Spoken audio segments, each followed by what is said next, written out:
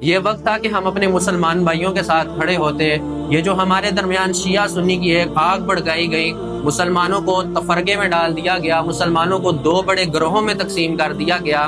ہمیں چاہیے تھا اس گروہ کو ہم ختم کرتے۔ جب اللہ نے قرآن مجید میں کفار سے کہہ دیا ہے کہ تم اس چیز کے اوپر تو آؤ جو ہمارے درمیان برابر ہے، یعنی کہ اللہ تعالیٰ کی عبادت کے اوپر ہمارے ساتھ آگے کھڑے ہو، اتفاق کرو، اتحاد کرو، تو کیا مسلمان قرآن مجید کے اوپر آپس میں اتحاد نہیں تھے کر سکتے؟ کیا مسلمان آپس میں اللہ کے نبی حضرت محمد مصطفیٰ صلی اللہ علیہ وآلہ وسلم پر اتحاد نہیں تھے کر سکتے؟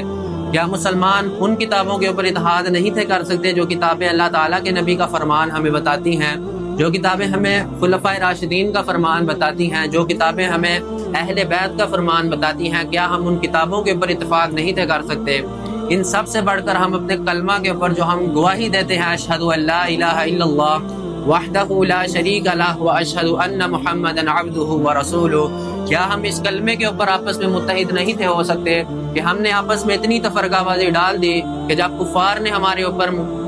اوپر حملہ کیا، دشمن ہمارے اوپر حملہ آور ہوا، تو بجائے یہ کہ ہم اس دشمن کا مقابلہ کرتے، ہم تب بھی آپس میں لڑنے لگ گئے کہ فلاں بندہ صحابہ کا گستاخ ہے، ہم اس کے ساتھ نہیں کھڑے ہو سکتے، فلاں بندہ شرک کرتا ہے، ہم اس کے ساتھ نہیں کھڑے ہو سکتے۔ تو جان لیجئے جو بندہ صحابہ کا گستاخ ہے، جو بندہ شرک کرتا ہے، وہ اس کا اپنا عمل ہے، وہ اس کے اپنے عقائد ہیں، وہ روز قیامت اللہ تعالیٰ کو خود جواب دہ ہوگا۔ اللہ تعالیٰ نے آپ سے یہ نہیں پوچھنا کہ فلاں بندہ صحابہ کی گستاخی کرتا تھا، بتاؤ اس کا مجھے جواب دو، فلاں بندے نے نماز نہیں پڑھی، بتاؤ مجھے اس کا جواب دو۔ اللہ تعالیٰ نے تو آپ سے پوچھنا ہے، بتاؤ تو صحیح تم اس دنیا میں کیا کر کے آئے ہو؟ تم نے نمازیں پڑھی ہیں، تم نے اس نظام کے لیے جدوجہد کی ہے، کیا تم مسلمانوں کے اندر امن اتحاد پیدا کر رہے تھے؟ لیکن آج کی 90% امت مسلمہ ایسی ہے جو آج کے دور میں امت مسلمہ میں تفرقہ بازی ڈالنے میں ہر ممکن کوشش کرتی ہے۔